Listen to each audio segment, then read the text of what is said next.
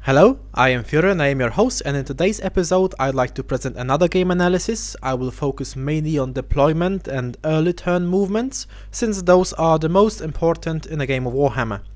Later turns are a reaction to what has happened previously, so in my opinion deployment and first two turns influence like 95% of game outcome. So once you've mastered those, you are pretty much good to go and do well. So grab a cup of tea or coffee and happy watching. So here are our rosters. I am playing a variation of my defensive roster, which includes a level 4 and a level 1 caster instead of Teclis. The concept is quite simple. The list is cannon proof due to lack of good targets for cannons, and I have quite a fizz in shooting and I deal damage in magic phase with Lord of Heavens. With weapon skill 5, elites like White Lions and Phoenix Guard cope very well with Ice Shard Blizzard. Rerolling 1 with Harmonic Convergence is also of value, both for White Lions and Bolt Throwers. My opponent had a Demon Prince summoning list. I think that his list is quite fine-tuned when it comes to how good a summoning Demon Prince's list can be. Better Standard Bearer, Demon Prince and Chimera to pack some punch, Chariots and Marauders Horsemen for core, and in Magic phase Final Transmutation plus double the War Shrine. Deployment and Vanguard moves are the most important phases of the game. It is crucial to execute it correctly. So this is how we deployed and did our Vanguard moves. With my Vanguard move, I don't really want my opponent to claim ruins, but that's not that important, since he's not able to put all of his fast cavalry in there, and I am not able to kill all of his fast cavalry solely from shooting. Magic doesn't care about covers, so to sum up, although I won the Vanguard role and denied him the ability to put 2 units in the ruins, it doesn't matter that much. Now let's talk about my opponent's Vanguard moves. Leaving all your support units in the open and in one spot is a terrible idea. Sure, some of you will say that of course it's bad, they are not in cover of any sort. This is true, but not important. What is important is that his Vanguard movement are totally out of synchronization with the rest of his army. Think of it this way. If he wins the first turn roll in this situation, where will his units move? All the Chosen, Chariots and War Shrines will be 8 inches forward, but where will the fast cavalry go? Right in front of White Lions or Phoenix Guard? At this point in time, it's a free charge and possibly a free kill. With army with so different movement values, it is important to redirect and interrupt your opponent when the time is right. That is possibly turn 3. With fast cavalry moving twice the rate of Chosen, he could possibly hide them or come from the far flank and make use of those units at appropriate time.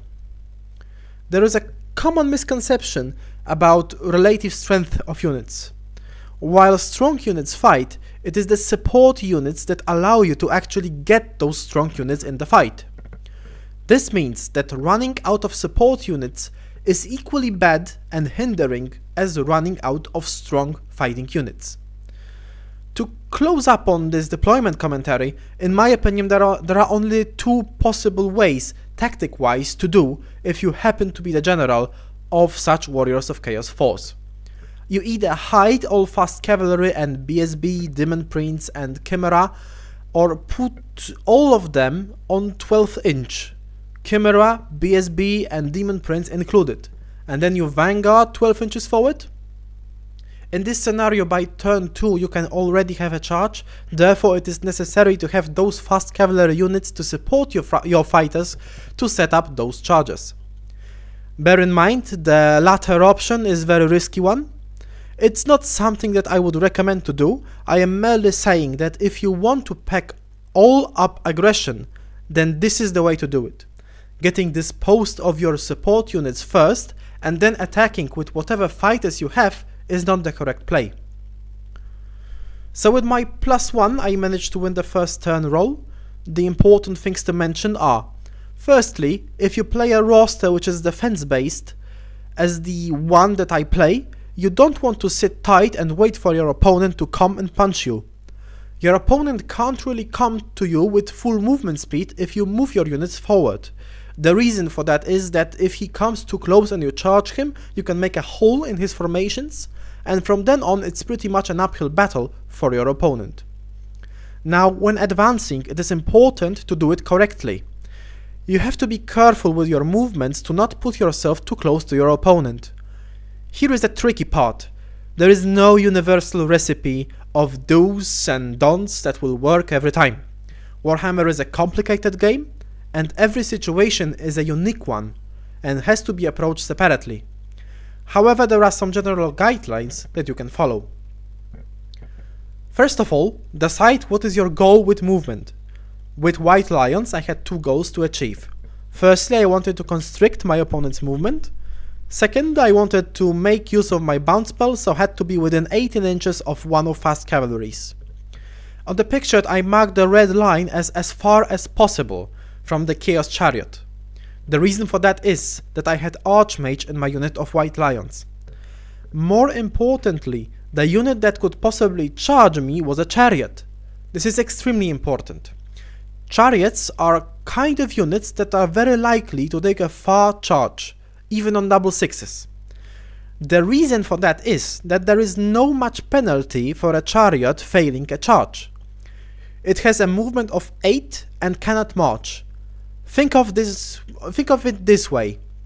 With a failed charge, it will move like 5-6 inches forward. This is only a 2-inch penalty in movement in general direction that you wanted to go anyway, for a possibility to outright win the game by charging the unit and killing the Archmage. If there wasn't an Archmage in that unit, I would probably set myself that the chariot goes in with a roll of 10. With Archmage in the unit, even a roll of 12 is an unacceptable risk. Hence, I position myself barely over 20 inches from this chariot. The White Lion's position and reasoning behind it, it was the most important move of my entire turn. From other moves which are not as that important, the Illyrian Reavers on the right take down Demon Prince's Charmed Shield, the Eagle and Illyrian Reavers in the middle position themselves to be of use in next turns. I expect my opponent to try to go to the rightish side, because I have a block of infantry on the left and in the middle, hence positioning the support units in a place where they will be able to reach my opponent.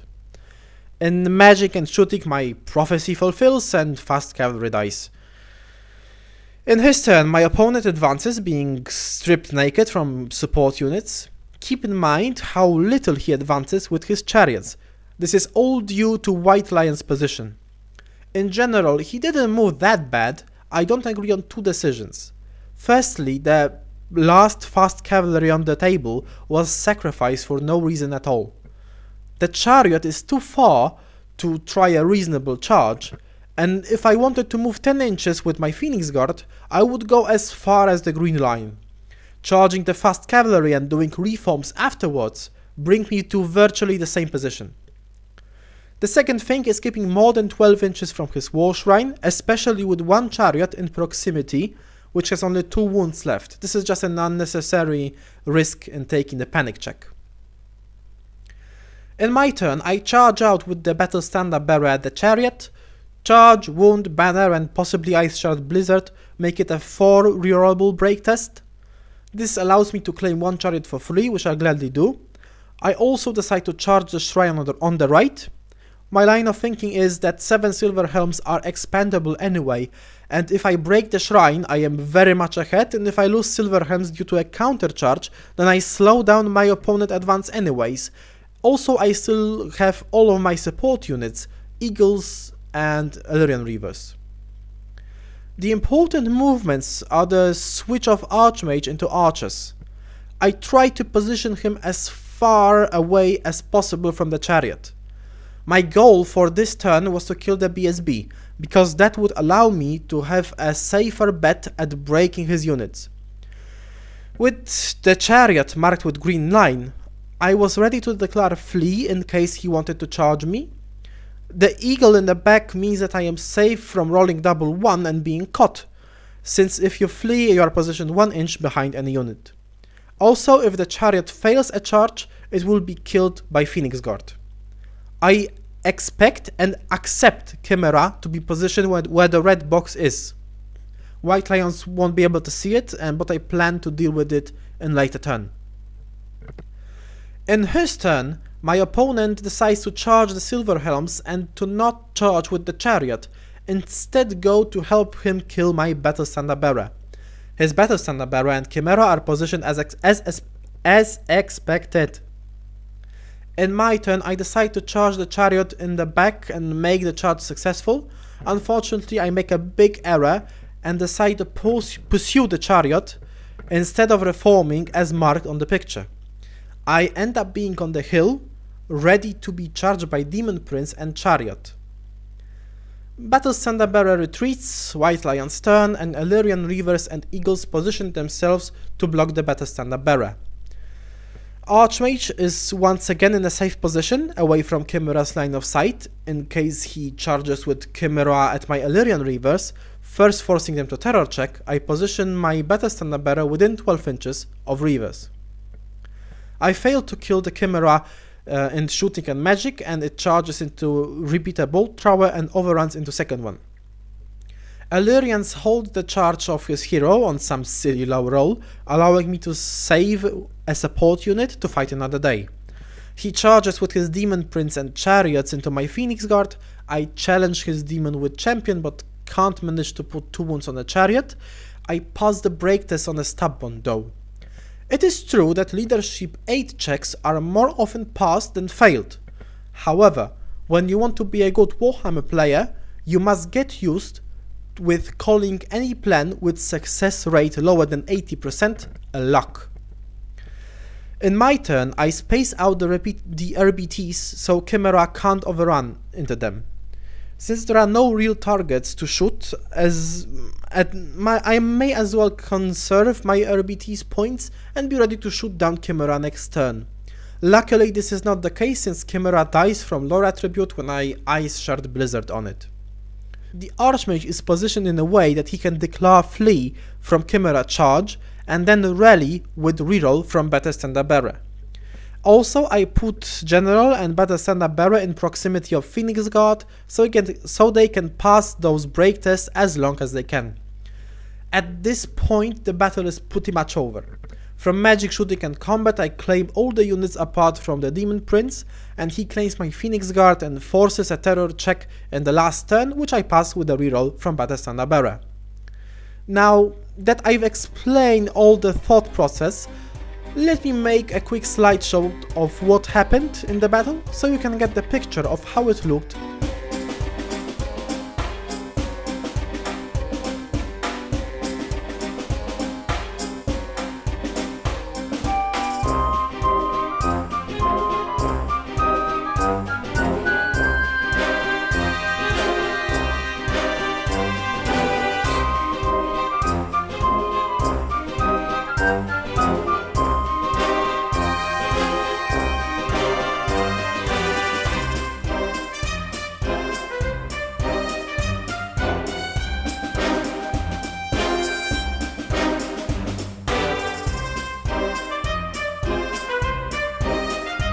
The battle ended with over 1500 points in my favor, however I gave away Phoenix Guard for no good reason. That's it for this video. I hope that I managed to explain my line of thinking clearly enough that you can take something from this video and improve as a Warhammer player. Feel free to like the video if you liked it, subscribe for Warhammer stuff if you want, and as always, thanks for watching. Cheers!